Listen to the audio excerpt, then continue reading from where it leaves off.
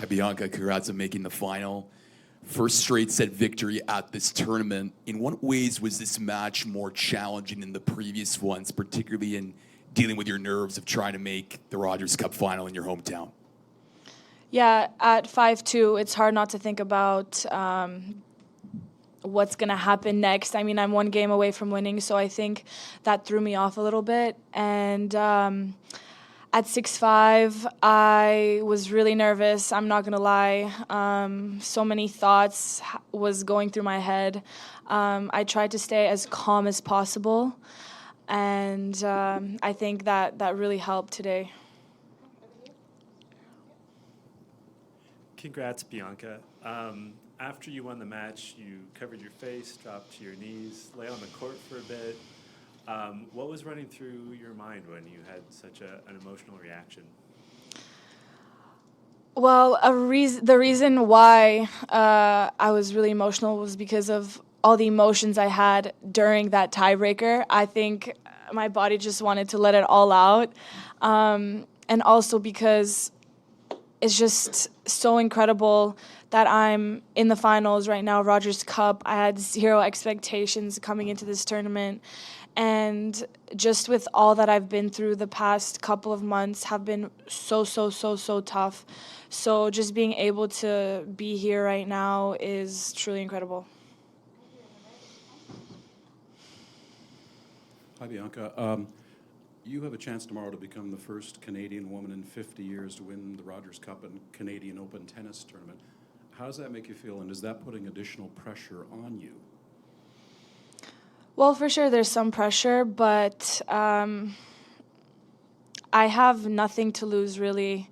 Like I said, I didn't expect to be in the Rogers Cup final, but we'll see how it goes. I'm just going to try to stay in the present moment. I know there's going to be many thoughts going through my mind, but hopefully I can go all the way through.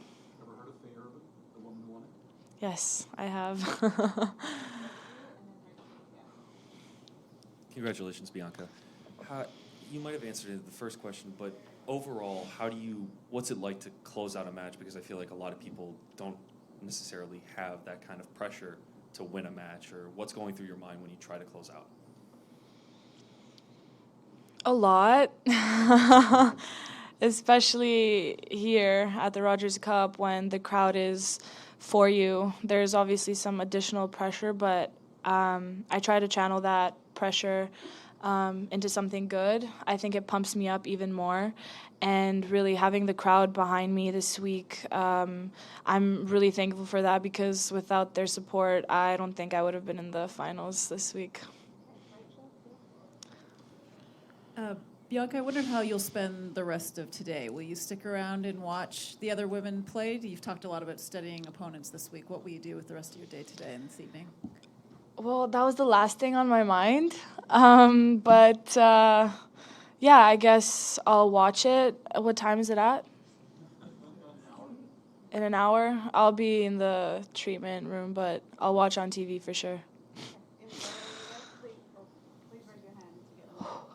Bianca, at 4-all in the first set, you were trailing 15-40. You come back with some big points to win that. Then you win the next game to take the set 6-4. What are you telling yourself in those moments, and what sparked that run for you?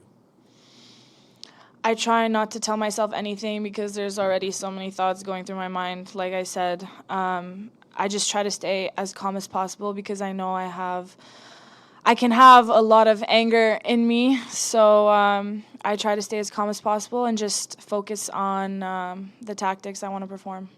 Gentlemen in the blue suit, do you have a question? Yeah. No? Okay, in the green hat. Okay.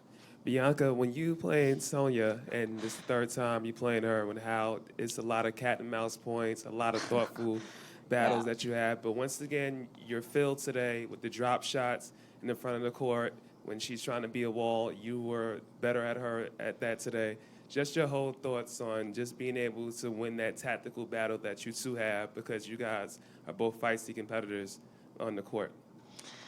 It's always nice to go into a match with someone like Sophia. She's an incredible fighter, and she never gives up. So that it's a pleasure for me to share court with someone like that because I think it pushes me even harder to do better. So yeah, it was definitely a game of cat and mouse today. We were drop shotting each other, we were coming to the net, all of that stuff.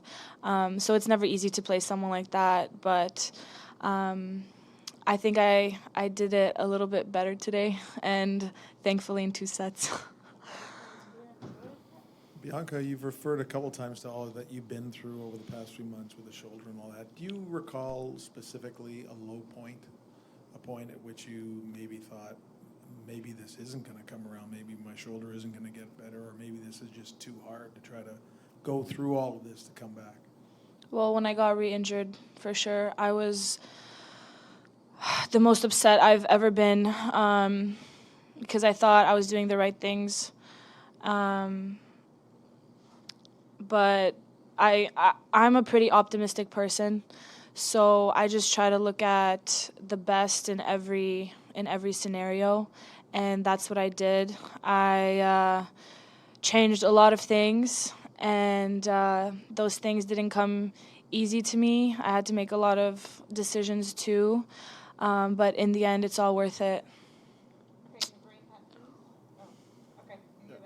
Bianca, just how closely will you watch the other semifinal tonight, and have you thought at all about potentially who you could be facing in the final tomorrow? Yeah, whoever it is, I'll be ready.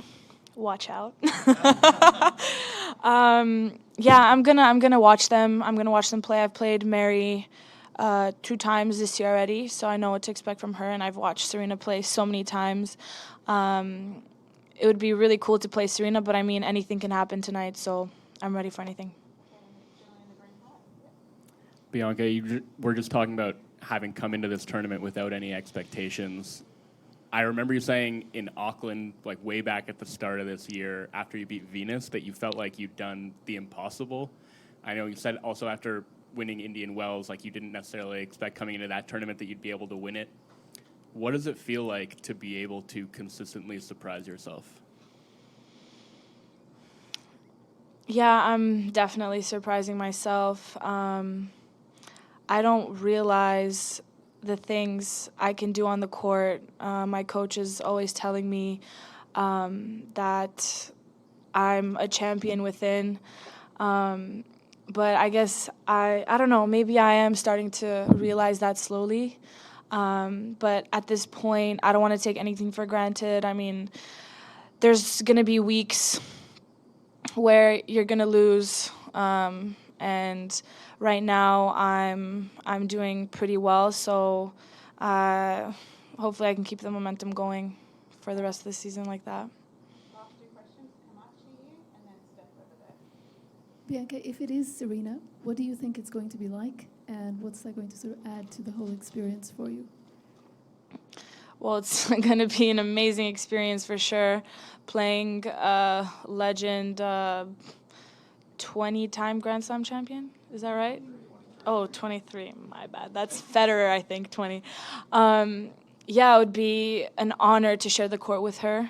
But when I go out there, like I said, I'm fearless. So hopefully that'll be the case when I play her.